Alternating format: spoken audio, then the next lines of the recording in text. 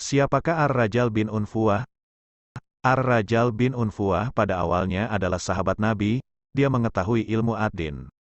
At-Tabari menyebutkan ceritanya dalam kitab tarikhnya, dia berkata, As-Sari menuliskan surat kepadaku dari Syuaib, dari Saif, dari Talah bin Alam, dari Ubaid bin Umair, dari Utsal al-Hanafi dia bersama Sumamah bin Utsal. Dia berkata, Musailamah merayu dan merangkul setiap orang, dia tidak peduli dengan orang yang melihatnya berbuat jelek, dan bersamanya Ar-Rajal bin Unfuah. Dia, Ar-Rajal bin Unfuah, telah berhijrah kepada Nabi Shallallahu Alaihi Wasallam, membaca Al-Quran dan memahami din, maka, Nabi Shallallahu Alaihi Wasallam mengutusnya sebagai pengajar penduduk Yamamah, supaya mereka menentang Musailamah dan bersikap keras terhadap urusan umat Islam. Jadi pada awalnya, Ar-Rajal bin Unfuah mendapat tugas untuk mengajar penduduk Yamamah akan sesatnya Musailamah, menentang Musailamah dan menggagalkan usaha Musailamah untuk diakui menjadi nabi di samping Nabi Muhammad Shallallahu Alaihi Wasallam. Suatu hari, Rasulullah duduk bersama kaum muslimin dalam satu majelis. Di tengah pembicaraan, Rasulullah termanggut-manggut beberapa saat, kemudian bersabda, Sesungguhnya, di antara kalian terdapat seorang laki-laki yang gerahamnya di neraka lebih besar dari gunung Uhud. Semua yang hadir dalam majelis bersama Rasulullah senantiasa diliputi ketakutan akan melakukan pelanggaran agama. Setiap orang dari mereka merasa takut dan khawatir kalau dirinya lah yang ternyata yang disebut dan mendapatkan su'ul hatimah. Namun pada akhirnya, semua yang mendengar pembicaraan Rasulullah waktu itu telah menemui ajalnya dengan husnul hatimah. Mereka semua mati sebagai syuhada dalam medan peperangan. Yang tersisa dan masih hidup di antara sahabat satu majelis Rasulullah waktu itu hanyalah Abu Hurairah dan Rajal bin Unfuah. Ketakutan selalu menyelimuti Abu Hurairah. Badannya sering bergetar, matanya sulit dipejamkan, pikirannya tidak bisa diistirahatkan, hingga akhirnya tabir terkuak, sampai jelaslah siapa yang celaka seperti yang disebutkan oleh Rasulullah.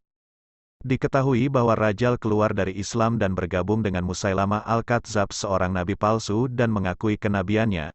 Hal tersebut memperjelas tentang siapa yang dikabarkan Rasul akan mendapat su'ul hatimah. Al-Kisah, suatu hari, Rajal bin Unfuah menemui Rasulullah, kemudian masuk Islam dan menyatakan berbaiat.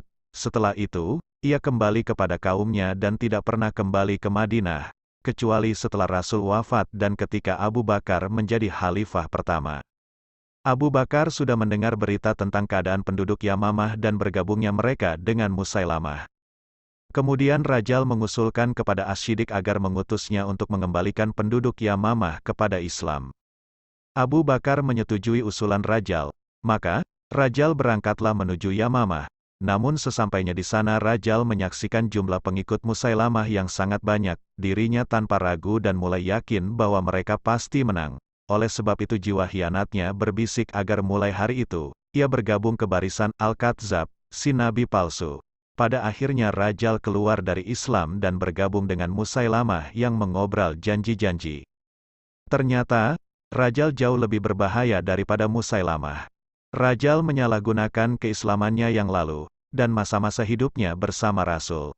Hafalan Al-Qurannya yang cukup banyak, serta posisinya sebagai utusan Khalifah Abu Bakar. Semua itu disalahgunakannya untuk mendukung kekuasaan Musailamah dan mengukuhkan kenabiannya yang palsu dan jelas melenceng dari ajaran Tauhid yang dibawa Rasulullah. Rajal menyebarkan kepada banyak orang bahwa ia pernah mendengar Rasulullah Shallallahu Alaihi Wasallam bersabda, Nabi menjadikan Musailamah bin Habib sebagai rekan. Hal itu ia jadikan penguat bahwa setelah Rasul wafat, orang yang paling berhak membawa bendera kenabian ialah Musailamah. Jumlah pengikut Musailamah semakin bertambah banyak disebabkan oleh kebohongan-kebohongan Rajal dengan penyalahgunaan keislamannya serta hubungannya dengan Rasulullah di masa silam. Sepak terjang Rajal yang menggadaikan akidahnya menyulut kemarahan kaum muslimin di Madinah. Rajal telah menyesatkan banyak orang dan secara otomatis memperluas daerah peperangan yang mau tak mau harus diterjuni kaum muslimin saat itu juga. Pada akhirnya Abu Bakar dan kaum muslimin memerangi Musailamah dan Rajal, kemudian keduanya terbunuh dalam peperangan tersebut.